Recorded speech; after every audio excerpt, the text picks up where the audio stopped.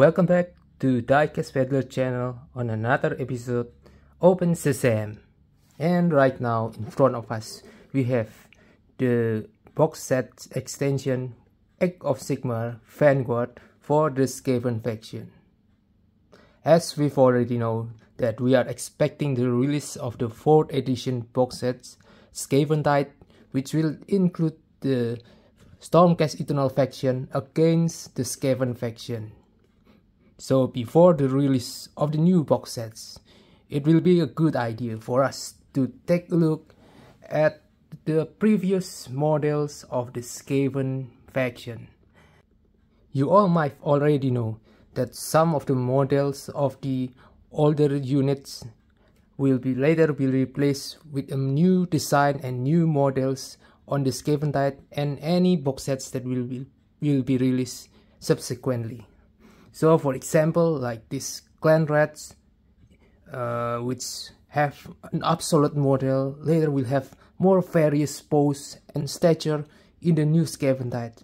And we expect that for the other units that already released and will also be re-released, and we'll see new units and also characters on the later box sets.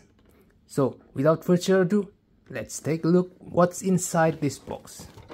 But before that, let's give you a quick review of what will be see inside this.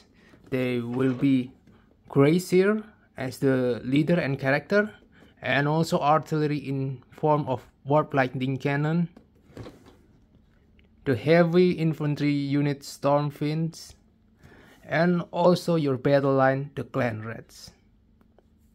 Okay, let's unbox this box. The Vanguard box sets provide less and more minimum items compared to box sets for the introductory or starter, mainly because this box sets roles is as an expansion and addition units for your warbands, rather than give you a starting ground for new players. So first time you will get this small booklet which will give you the tutorial to assemble the unit. Since this is from the older model, you will need a lot of glue to attach each of the components of the models. This is a little bit different compared to the new model where they use push fit design and more easy to be assembled. But push fit model has its own drawbacks. Mainly they are less seamless if you compare with the model that needed to be glued. So despite the more difficulties in gluing the components, they will have much more seamless between the joints of between components. And one thing to be known, that for the minis that will be using glue, you won't be able to disassemble these units and these models, so it will be much more difficult to paint and reach the more closure area, and compared to the push fit where you can disassemble to paint the closure area and later assemble it back. So okay, there's this one large sprue. This single large sprue is for the Clanrats, the main battle line. You will get 20 Clanrats, which is very simple, consists of one main body and right hand for the weapon type that will be attached to the right hand, and also a shield. There are several choice of shield that you will need to attach to the left hand. So they have identical design, all of these 20 models. And then there is this small shrew, which is the gray Seer. And we will continue with 3 small model. This will make into warp lightning cannon, and there's several options for the warp lightning cannon, whether the structure of the artillery itself, you can make alternative between the base will be in this side, or maybe the base will be in this side, so it will have extra height. And you could also build the weapon, an alternative weapon, if you do not wish the warp lightning cannon, which is more like a catapult, and we will take more detail and talk about this later. And the last one, which required the large component, is the Stormfiend. You get 3 Stormfiends, and to build them you will get 1 big sprue for each of the models. This one, this is the second and the third one. And also you will get the bases for all of the models.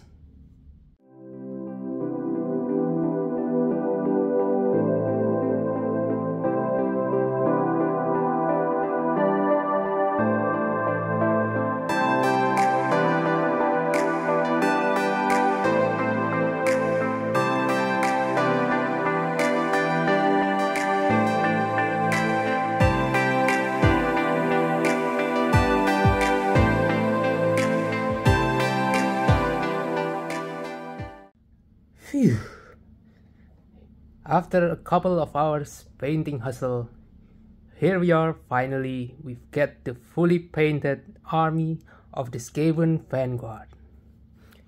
As you can see, we've already got a handful of Clanrats over here, Grey Seer, the leader over here, the warp lightning cannon, and also the heavy Stormfiends. Now, I want us to have a closer look at each of the models and also the statistic that is coming with the 4th edition Skaven die. Now you can see over here Clanrats, they are have a small size base and also small size model. I colored them in 4 different skin color using Clanrat skin and also Buxman glow, and the other using downstone layer for the one with the gray skin, and so also dark brown blood river flesh. They are actually like a cannon fodder units from the Skaven, and they usually come packs in 20 models per unit. There are quite some works over here because of all the small details in each of the models, so actually you don't have to give so much highlight, but still you can get a good look on the models because there's a lot of color selection that you can use into each of them. And for the clothes and my Clanrats here, I use a green one for the tartar clothes. So as I have said, that Clanrats is a cannon fodder unit because they rely on the large number of models rather than the strength of each of their units, each of their models. They have only 1 health, 5 plus save, 1 control, but the good thing is they have rusty weapon as their main weapon, which provide 2 attack with plus 3 hit and 5 plus wound and 1 damage. It's quite a decent damage that they can displace over there. And in addition, they also have this ability called Sitting Swarm, which allow them to recover and return D3 certain models at the end of the turn. Now let's move on to the leader. Now over here we have Seer. And this is the kind of leader you can see. If you compare the new model that come from the Skaven Vanguard, this might be more obsolete because the new one have diorama. This, if I'm not wrong, they are standing on a stone or something like that. So still, this one you can I think you can get this one from the new Spearhead box. Seer looks really good because of he had like the warp stone in place in her right eyes. So Seer have 5 health, 6 plus save, so he's a little bit fragile. And using warpstone stuff as the weapon, which displays 3 attack and D3 damage with plus 5 hit and plus 5 wound. And also it's also have the warpstone shot ability on the hero face. It's actually not only a hero but also a mage which can cast a spell. Now Stormfiends really a lot of work to be done, not only because of their large size but also all the intricate details and also the various combination of color that we should use.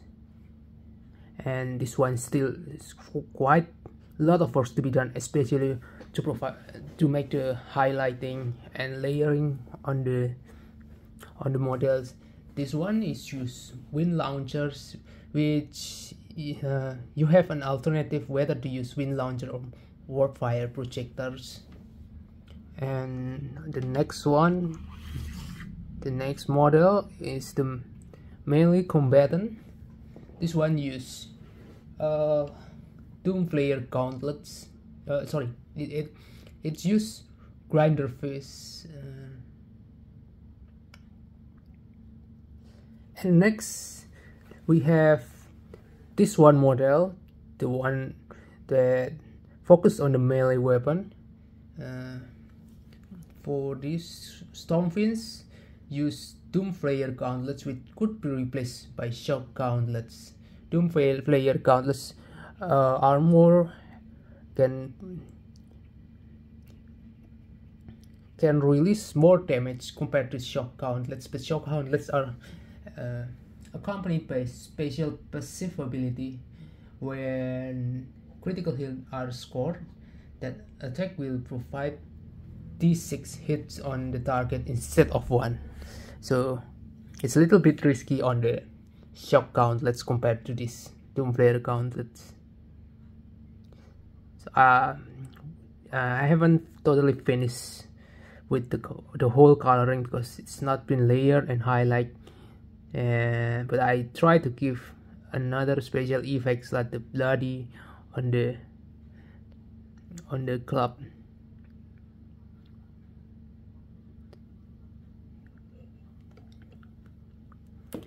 And finally we also have this one, which focus can be either melee or ranged weapon. For this model it uses rattling cannons, which could be replaced by grinder face. So this is the one model that I tried to make special effect of hot flaming barrels over here. This is also a little bit difficult to make because of all the cable and also hose that come from the compressor on the left behind. It's quite a challenge to do color this way. So Stormfiends is really a tanker types units because it have 6 health and also plus 4 save, and while the damage, like for this one rattling cannon, have 3d6 It could be a maximum of 18 dice with 4 plus hit, 3 plus wound, and 1 damage. So if you combine them, 3 of them, they really packs a lot of damage. This is the Warp Lightning Cannon, the war machine with the huge size, because the base itself is already so huge. If you, from the box itself, you can actually play Cloud whether to assemble it as a Warp Lightning Cannon or play Cloud. But for Warp Lightning Cannon, might be more interesting because they have a lot more components to be built. So it's actually all a wooden structure with some crew riding over here, and there's a warp stone mounted on the top of it to discharge like a lightning bolt maybe. So Warp Lightning Cannon have a quite tanky health, 8 health and 4 plus save, but you can expect from it that it will have a very slow speed with only 3-inch move, and the damage itself come from the Warp Lightning Blast, which have 20-inch range with 2d6 attack, and the damage itself are decided by and I think that's all I can share with you on this Skaven Vanguard box.